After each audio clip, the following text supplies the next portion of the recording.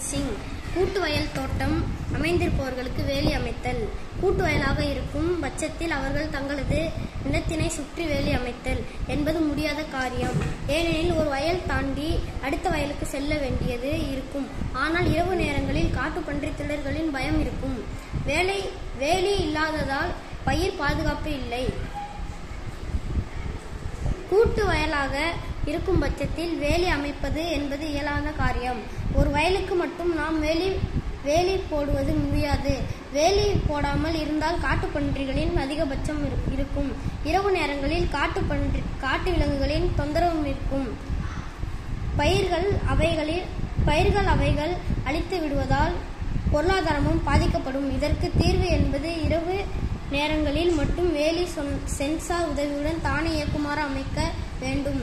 அதற்கான மின்சாரத்தை நாம் சூரிய ஒளியுடன் தயாரித்து கொள்ளலாம். இது கூட்டு வயலுக்கு ஒரு சரியான தீர்வாக இருக்கும்.